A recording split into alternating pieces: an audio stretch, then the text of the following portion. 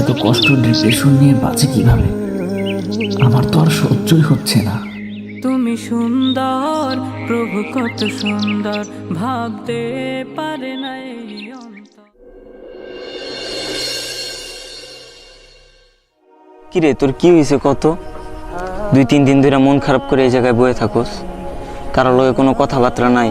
শুনলাম ঠিকঠাক মতো নাকি খাওয়া দাওয়া করস না। এমনি মন খারাপ করে বয়ে থাকলে কি জীবন চলবো? আরে ভাই, যে যাওয়ার সে তো গেছেই। এমনি মন খারাপ করে বয়ে থাকলে সে কি ফিরে আইব? তাহলে কি লাভ বুঝা আমারে? কোনো লাভ আছে? আরে ভাই, কাহিনী তো শুধু একটা না, আরো অনেক কাহিনী আছে। আরো কাহিনী মানে? বুঝলাম না তোর কথা, বুঝায় বল। কি হয়েছে তোর, মন খারাপ কেন? আর বলিস না রে ভাই, ঝামেলার তো কোনো শেষ নাই। প্রথমত তো ওই চলে গেল গা একটা ঝামেলা, আর কয়দিন পর পরে শুধু বাসায় চিল্লাচিল্লি, কোনো কারণ ছাড়াই চিল্লাচিল্লি। তারপরে মনে কর বন্ধু বান্ধবের লগে গ্যাঞ্জাম, আবার এই 2-3 দিন পরে পরীক্ষার রেজাল্ট খারাপ হইলে তো মনে কর যে কারোর সামনে মুখই দেখাইতে পারব না। এই ঝামেলা নিয়ে আর বেঁচে থাকতে না ভাল লাগে না, মন চাই মরে যাই। হাসাইলি রে বন্ধু, হাসাইলি। তুই আসলে একটা জোকার, বুঝলি? মাঝে মধ্যে এমন এমন কথা বলস, না হাসি আর পারি না। একটা কথা আছে না যে তুমি কবর দেখছো কিন্তু কবরের আযাব দেখো নাই। তুই সামান্য দুনিয়ার এই কষ্টই সহ্য করতে পারতেছস না, আর মরার চিন্তা করতেছস। হ ভাই, তোর কাছে হয়তো জিনিসগুলো খুবই সামান্য মনে হইতে পারে, কিন্তু যার ব্যথা সে বোঝে কেমনটা লাগে। তুই আর কি বুঝবি আমার কষ্ট। হ্যাঁ, তুই অনেক বুঝে হালাইছস। থাক তাহলে, আমি বাসায় যাই, কাম আছে। বিকালে দেখা করিস, তোর লগে কথা আছে, বুঝলি?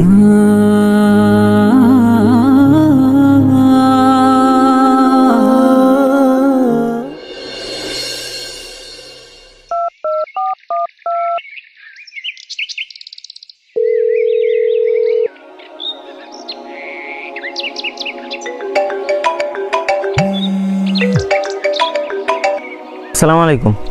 কিরে তুই কই আসছ? তাড়াতাড়ি মাঠে আয় তো, খেলা আছে। বাইরে বলবানি লগে খেলা রাখছি, খেলতে হইব। তাড়াতাড়ি আয়। আমি যাবো না, তুই যা, ভাল লাগতেছে না।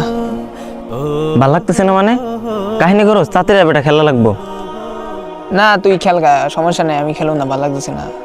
আচ্ছা তুই কই আসছ? আসি ওই যে ওইদিকে আসি, গাছতলার দিকে আসি। ও আচ্ছা, ঠিক আছে, রাখতে হলে।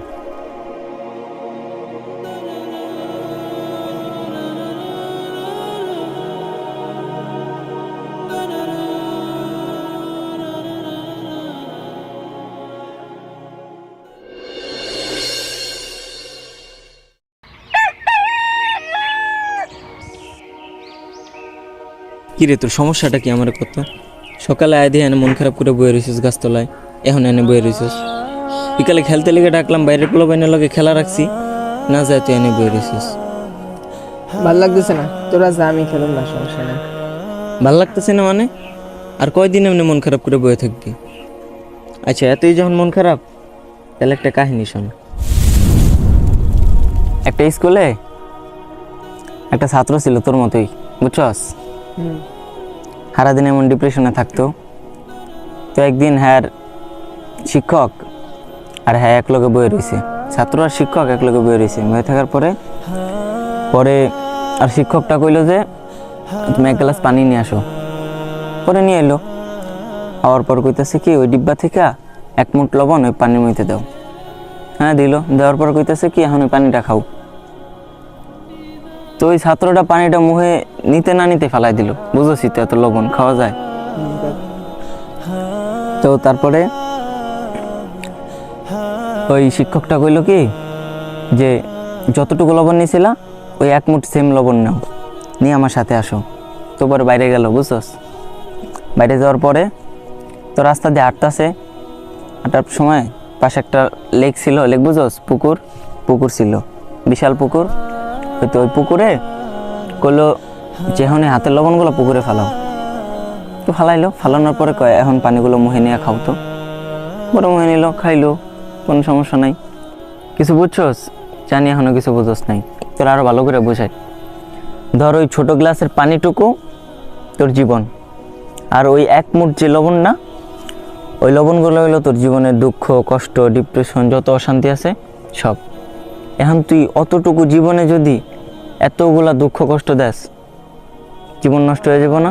যেমন অতগুলা লবণ দিলে পানি নষ্ট হয়ে যায়, তেমনভাবে ধর তুই 1 মুঠ লবণে পুকুরে ফেলাইলি, পুকুরের কিছু হইব? কিচ্ছু হইব না। জানি তুই এখানে ভালো করে বুঝোস নেই, তোর আরও সহজ করে বোঝাই। তুই যখন তোর জীবনটারে গ্লাসের পানির মতো ছোট করে দেখবি, তখন তোর জীবনে ওই সামান্য দুঃখ কষ্ট অনেক মনে হইব, ঠিক আছে? আর তুই যদি তোর জীবনটারে সেই পুকুরের পানির মতো বা নদীর পানির মতো বিশাল করে দেখোস, তখন এই সামান্য দুঃখ কষ্ট কিচ্ছু মনে হইব না, ঠিক আছে? একটা মানুষ জন্ম থেকে নিয়ে মৃত্যু পর্যন্ত সারা জীবন সুখে শান্তিতে থাকে না, তার জীবনে দুঃখ কষ্ট ডিপ্রেশন থাকেই। এখন যারা দুঃখ কষ্ট ডিপ্রেশন সব মোকাবেলা করে সামনে আগায় যেতে পারে, তারাই জীবনে সফল হয়। আর যারা তোর মতো এমনি ভাঙ্গা পড়ে, তারাই মনে কর জীবনে ব্যর্থ হয়ে যায়, তাকে জীবনে এমনি ধ্বংস হয়ে যায়।